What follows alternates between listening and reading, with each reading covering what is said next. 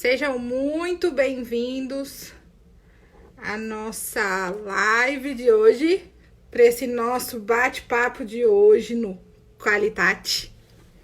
Um tema desafiador, né? A Tati responde. Um tanto provocante até. Então, assim, ó, já vão preparando as perguntas aí de qualidade, as dúvidas que vocês têm. Pode mandar aí pra gente. Mas, se eu não conseguir, já vou adiantar. Se a gente tiver um boom de perguntas hoje e eu não conseguir responder tudo, já deixo os avisados para mandar no nosso direct.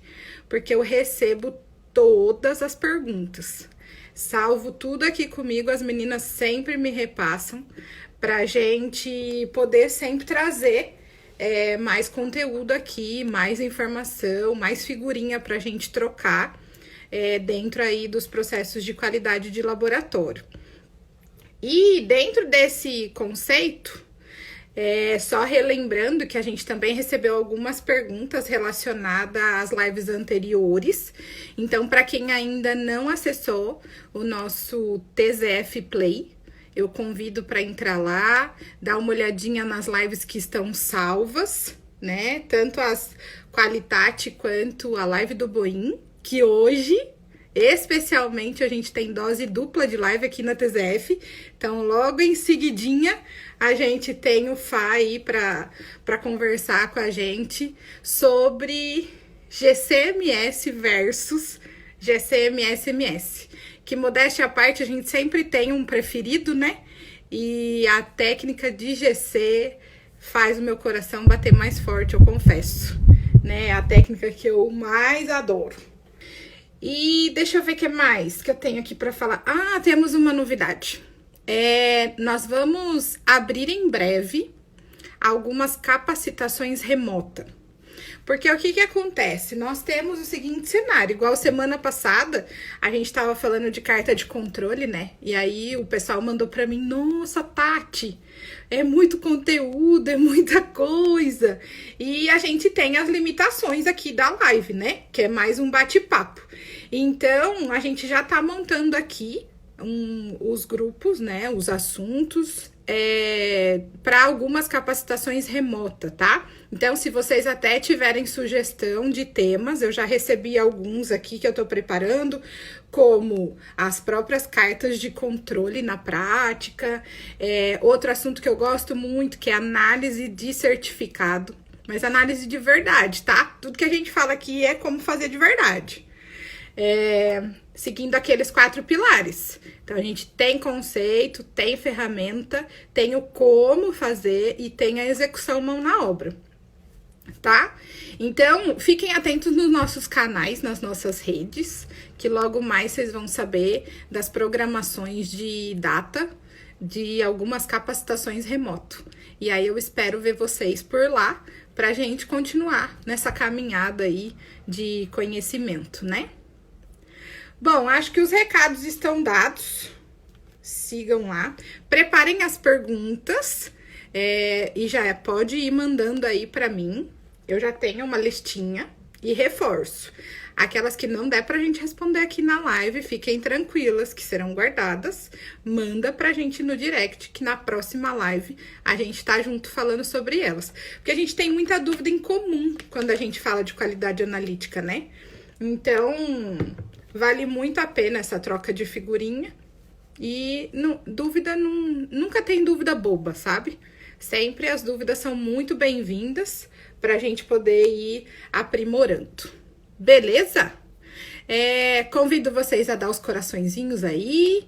Convidar mais gente pra live que queiram fazer perguntas, né? Pra gente trocar informações aqui, tá? Bora começar? Estão preparados? Recebi umas dúvidas, assim, muito bacanas. Bom, vamos lá. Falamos de carta de controle, falamos de amostras de controle. Amostras de controle deu um fuê, né? Foi muito bacana. E ainda nesse tema, eu recebi uma perguntinha assim, ó. Vamos reforçar a questão do branco? O branco, ele é sempre uma incógnita, né, para todos. E aí eu já vou convidá-los a sempre pensar nas amostras de controle, relacionando ao objetivo daquela amostra de controle. Vamos reforçar a questão de a amostra de controle, ela tem que ter um objetivo, tá? E esse objetivo está relacionado ao que você quer monitorar no seu método. Logo, para escolher a amostra de controle, você precisa conhecer muito bem o seu método para entender o que é crítico, tá? E aí sim escolher as amostras de controle. Então, não vamos nos apegar ao título da amostra de controle, e sim ao objetivo. Então, por exemplo, a reforçada do branco. Vou contemplar esse, Radassa, também. A gente tem um cenário, que da pergunta que me mandaram aqui, análise de voláteis, tá? E a pessoa usa a água reagente, né, da pureza X lá que ela usa. Ela usa uma água reagente para fazer todos os preparos de curva de calibração, de controles, diluições de amostra, e ela quer saber se essa água tá tudo bem. Então, a análise dessa água que ela usa para preparar todos as curvas, os controles, as diluições, é importante para essa análise. Logo, se a gente coloca água e não tem a presença do analito, a gente vai chamar ele de branco. Aí o que acontece é que aí tem as variações de branco, tá? Variação branco do método, branco de curva, branco de equipamento, branco, né? N variações. E aí a gente tem que só tomar cuidado com esse objetivo. E o título que você der para ela, geralmente a gente tenta deixar próximo desse objetivo. Por exemplo, igual a Radassa colocou aqui pra gente, né? O branco de matriz. Branco de matriz, ó, o Fá chegou.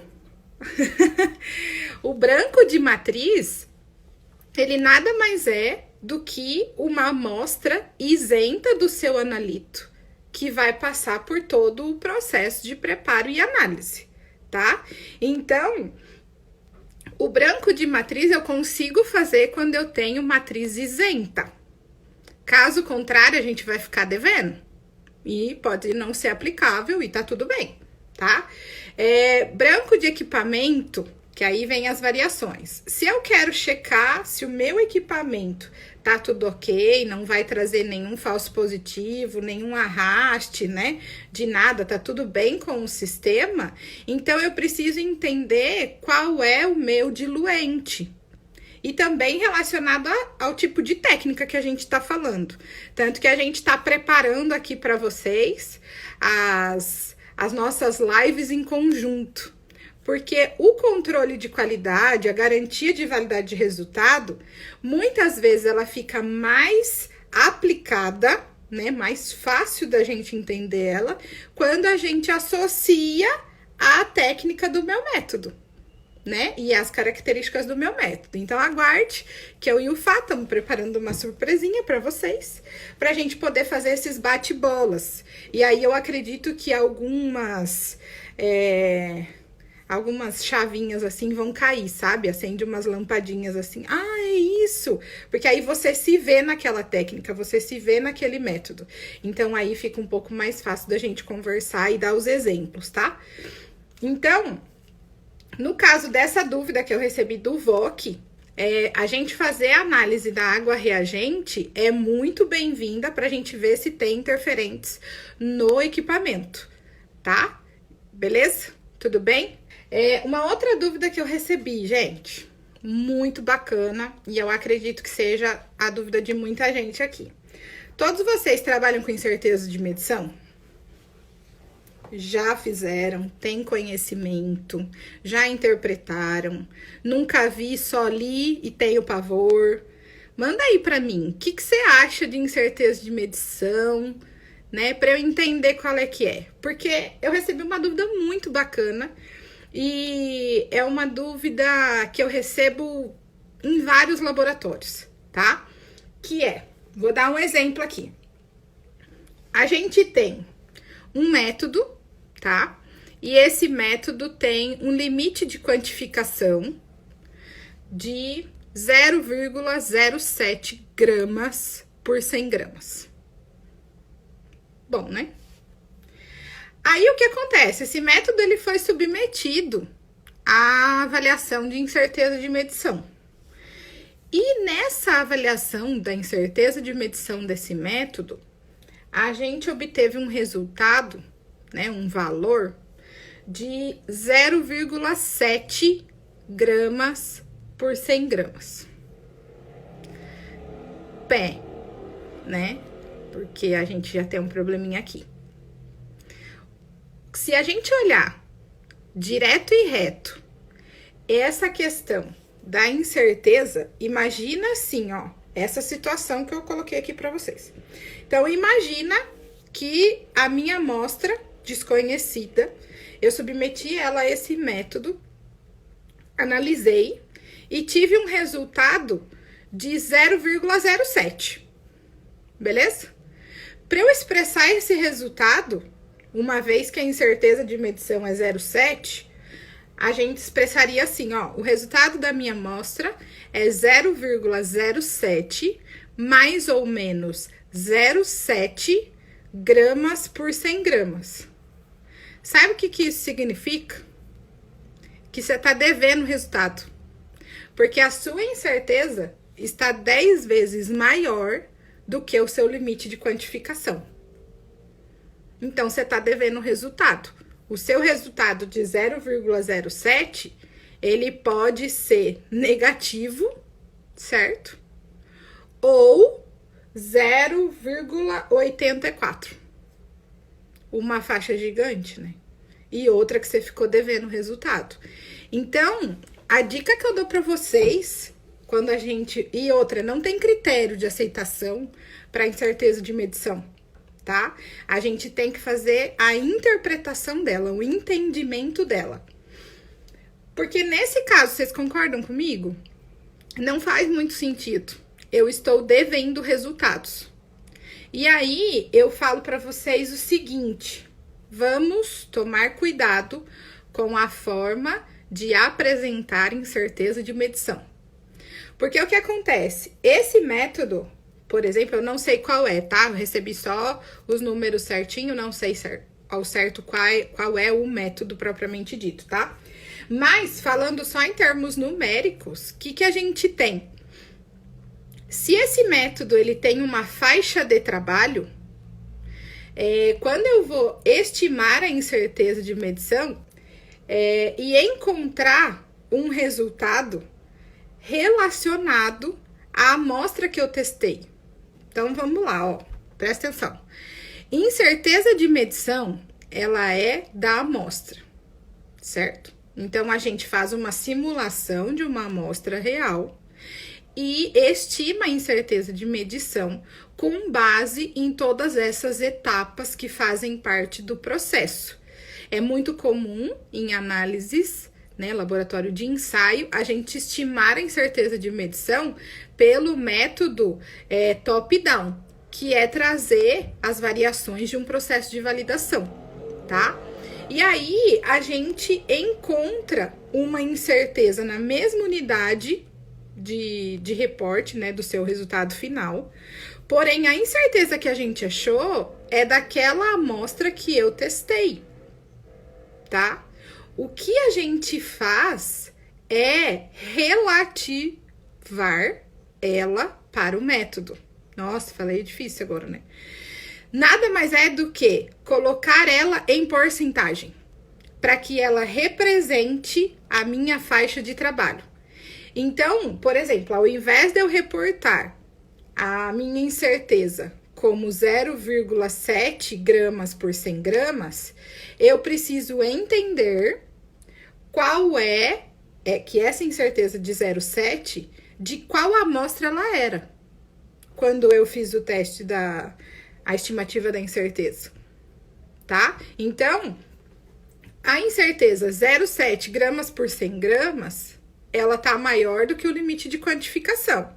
Se na análise né, durante a estimativa, na parte prática, você testou uma amostra de 0,07 gramas por 100 gramas e encontrou uma incerteza de 0,7, tem coisa errada. Pode parar. Para e vamos dar uma olhada. Agora, se durante a validação eu testei uma amostra e essa amostra era, por exemplo, 7 gramas por 100 gramas, e a sua incerteza deu 0,7, o que eu tô querendo dizer?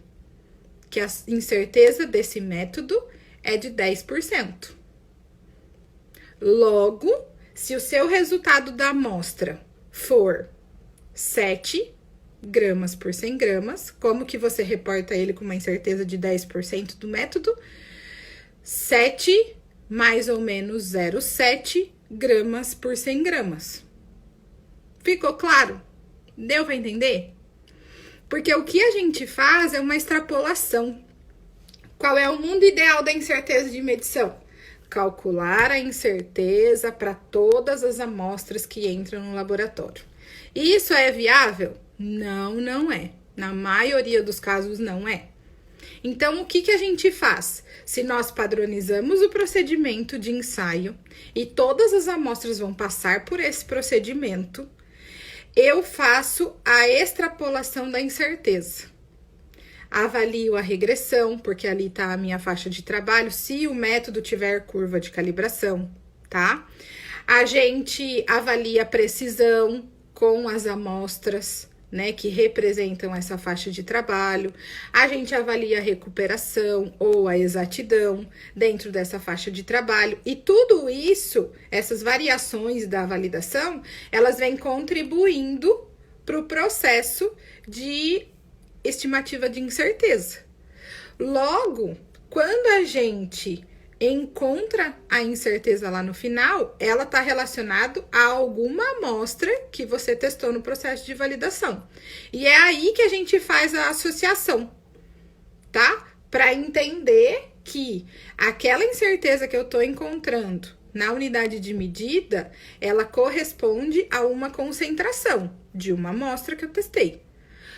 Para relativizar, né, fazer ela extrapolada em porcentagem, eu vou pegar o valor da incerteza em relação ao valor da concentração e encontrar a incerteza em porcentagem. Aquela incerteza em porcentagem, eu vou poder trabalhar com ela para todas as análises, todos os resultados que eu tiver dentro da minha faixa de trabalho. Esse é o conceito da extrapolação. Por isso que quando eu vejo, e aí eu convido vocês a dar uma olhadinha nas incertezas que vocês trabalham, para quem já tem contato com isso, né, no laboratório e assim por diante, eu convido vocês a darem uma olhadinha como que tá expressa a incerteza de medição, tá? Porque nesse caso, se você tiver uma amostra de 0,25 gramas por 100 gramas, e a gente falar que a minha incerteza do método é 0,7 gramas por 100 gramas, eu continuo devendo, porque a sua incerteza está maior do que o seu resultado da amostra. E isso não faz sentido, tá? Então, dá uma olhadinha, porque é mais comum e mais adequado se a gente vai fazer a estimativa de incerteza de medição do método, que a gente tenha ela representada em porcentagem. Porque uma coisa é a gente falar assim, olha, a minha incerteza é 10%. E aí, para cada resultado de amostra que eu tiver, eu vou fazer a conversão. Tive um resultado de 25, 10%, 2,5. Então, o meu resultado é 25, mais ou menos 2,5. Unidade de medida. E assim por diante. Quando o meu resultado de incerteza ele tá bruto, né, direto e reto com a unidade de medida, pode ser que você tenha esses equivalentes, né? Porque se a gente fizer a porcentagem da incerteza de 0,7 para uma amostra de 0,07, de novo, tá devendo. Beleza? Deu para entender um pouquinho? Eu espero que sim. Se não, vocês me dão um alô também, tá bom? Beleza? Bom, deixa eu ver que chegou perguntinhas aqui. Pera lá. Quando eu falo em incerteza do método, leva em conta o desvio do analista? Boa pergunta. Vamos lá, a gente tem 3 fontes principais de contribuição para incerteza de medição, tá?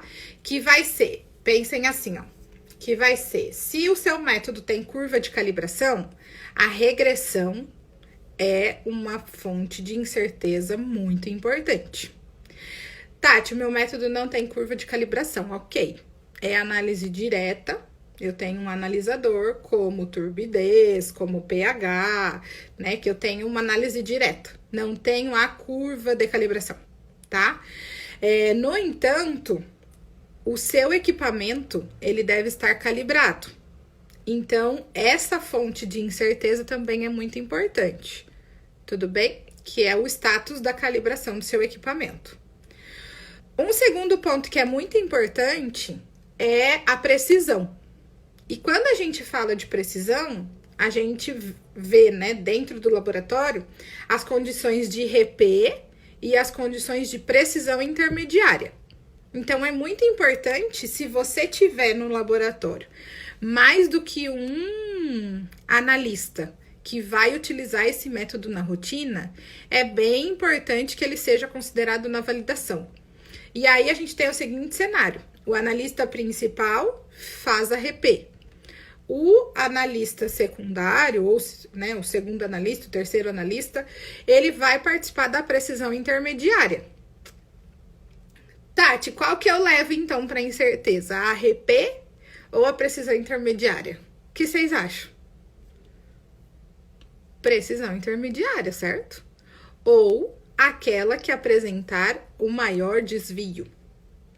Tudo bem? Que geralmente é a precisão intermediária, porque eu tô comparando os dois conjuntos de dados, tá? Então, se a gente vai fazer uma extrapolação, eu preciso levar tudo para mais, tá? Quanto maior o desvio que eu encontrei nesses processos, eu escolho ele para levar para minha incerteza, porque aí eu sempre tô extrapolando ela para minha situação mais crítica, tá? E aí a gente tem a terceira fonte muito importante, que é a parte de recuperação ou de exatidão, tá? Na qual a gente entende como é que foi a performance do método em relação a um valor esperado teórico, tá? Então, respondendo a sua pergunta, sim, devo levar em conta o desvio do analista para fazer a estimativa de incerteza. Isso relacionado já desde a validação. Então, na validação, a gente já faz os testes experimentais para considerar o desvio do analista. E como a gente vai estimar a incerteza de medição a partir da validação, que é o mais usual, né? E a chance de erro é menor, a gente já leva essa contribuição para lá. Tudo bem? E acreditem, é uma das principais fontes de incerteza. Beleza?